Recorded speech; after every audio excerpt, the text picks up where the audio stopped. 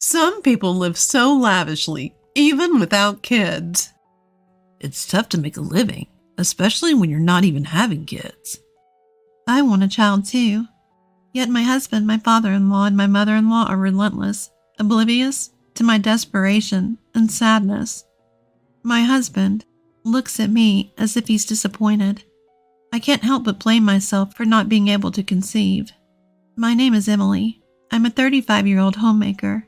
My husband is also 35 and works a corporate job. We've been married for 5 years and have been unable to have kids. This has been a burden on me for a long time. Emily, still no kids? Yes, I'm sorry. It's getting late. While your father-in-law is still the head doctor, we need our grandkids to be doctors. We have our needs too. 3 months into our marriage, my mother-in-law first said this to me. Ever since her words became routine, and I've been stressing and blaming myself. My husband's parents run a hospital. His father is the head doctor, and his sister is the deputy. It's a fairly large hospital. As the eldest son, my husband wanted to be a doctor too. However, he couldn't get into med school due to poor grades. He seems to insist that our child must become a doctor and inherit the hospital. Until you're 35. What are you talking about? You have until you're 35 to have a kid. That's the deal. But it's not something that can be achieved just by trying. My husband, like my mother-in-law, set a deadline, which makes me anxious. Our future child must be a doctor. Otherwise, there's no benefit for me. According to my husband, his sister will inevitably take over once his dad retires. Then our child will become a doctor and take the seat of the third-generation head doctor. That's the plan. Truth is, his sister has a daughter in middle school who excels in studies and dreams of becoming a doctor like her mom. My father-in-law adores her. So there's already a candidate to inherit the hospital.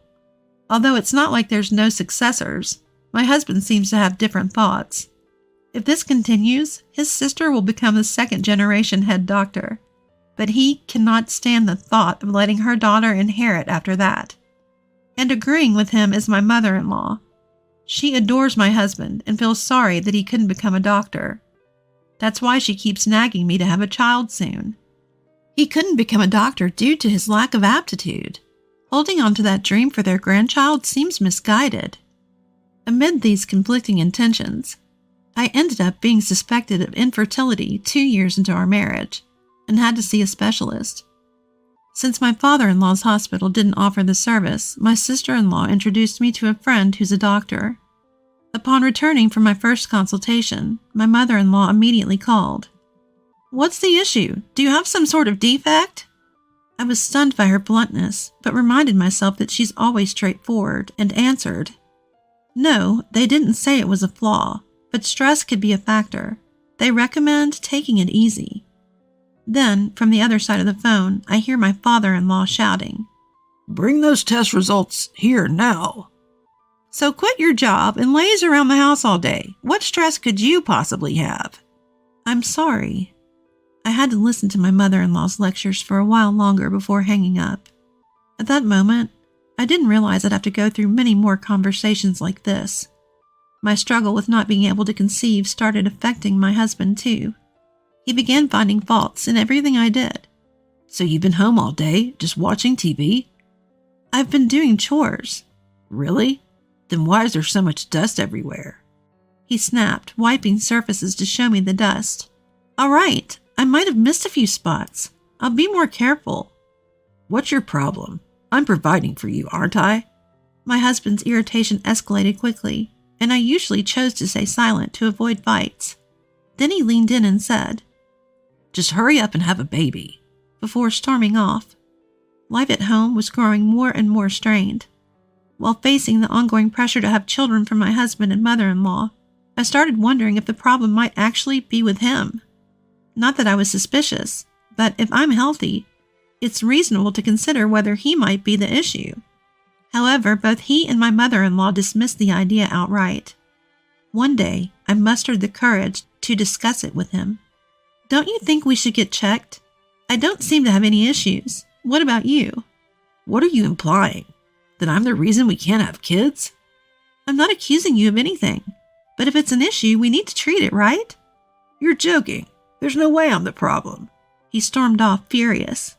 I tried bringing it up in different ways, asking him to consider testing. But he was stuck on blaming me. I couldn't push it further, and the problem remained unresolved. Then, a shocking event unfolded. I found out my husband was cheating. He was coming home late every day, looking uneasy and restless. I had suspicions, but didn't plan on gathering evidence. At that point, love might have already been missing from our relationship. One day my husband and I visited his parents' house. As always, I felt overwhelmed by my mother-in-law's nagging about having kids and my father-in-law's comments suggesting we should check for fertility issues. Then, my husband dropped a bombshell. You know, I might have a kid with someone else. If that happens, I won't need you. His mother chimed in. At this point, I don't care who has David's child. Anyone will do.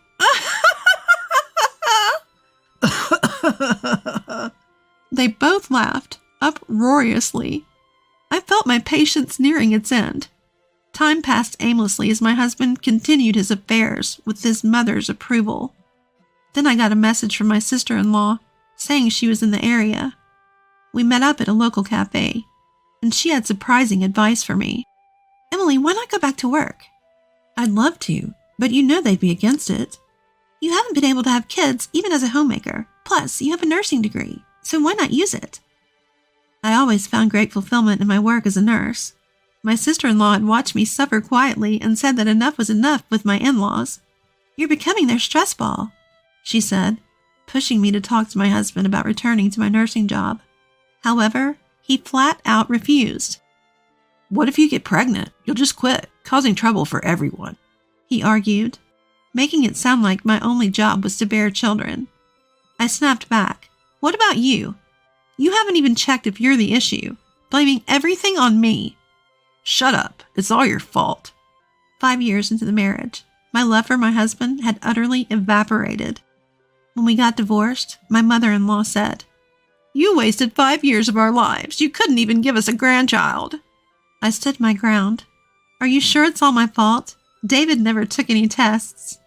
I looked her straight in the eye and declared, I will have a child.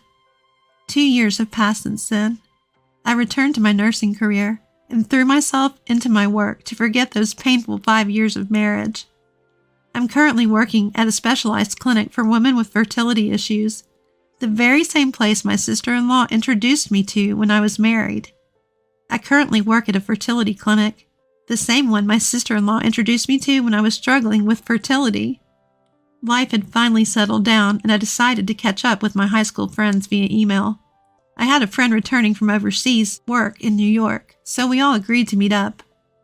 I wasn't exactly free to move around, but neither were my friends, so I took the lead in planning a get-together that wouldn't be a burden for anyone. Thanks to my supportive family, I managed to make it to the restaurant we agreed upon, despite the busy preparations. In a private room at the restaurant, we all had a great time catching up and reminiscing. After a while, I excused myself saying, I'll be right back, and left the room. The restaurant was bustling, filled with lively conversations. Among the chatter, it was easy to pick out a familiar voice. Long time no see, I said, approaching a table for 7. All eyes at the table turned toward me. Among them was a face that couldn't hide its surprise. What are you doing here? My ex-husband David looked at the twins I was holding, and his face turned to one of shock. His parents, sitting across from him, were equally shocked. Yes, I had remarried after divorcing David, and was now a mother of twins. What's the meaning of this? Interrupting our meal? How rude! My former sister-in-law, sitting next to my former mother-in-law, continued eating as if nothing had happened. I told you during the divorce, didn't I? I wanted to show you my adorable babies. Did you now? Don't play dumb. I was bullied for being the wife who couldn't get pregnant by both David and you. That's a baseless accusation. Really? You said it was my fault. You said it was all my fault for not being able to have kids. Yet you never even got yourself tested. David averted his eyes and clenched his fists on the table. And you threatened to have a child with someone else. Your mother even said it didn't matter who gave birth, remember? As I said this, a few of my friends approached and said, David, long time no see. We've heard a lot from Emily. You've changed a lot since high school, haven't you? David and I were high school classmates, so the friends I was meeting today were also his classmates. The ones looking stunned were a modest-looking woman sitting next to my ex-husband and people who seemed to be his parents. I'm sorry for interrupting. Were you announcing your marriage? If so, let me give you some advice as your senior in this household. My ex-husband and his mother looked shocked and tried to stop me. Ignoring them, I raised my voice and said to the woman, Can you have kids? If you don't have them soon, you'll be bullied by these two, you know? The woman looked instantly uneasy and exchanged glances with her parents. Then my former sister-in-law, who had been quietly eating, spoke up.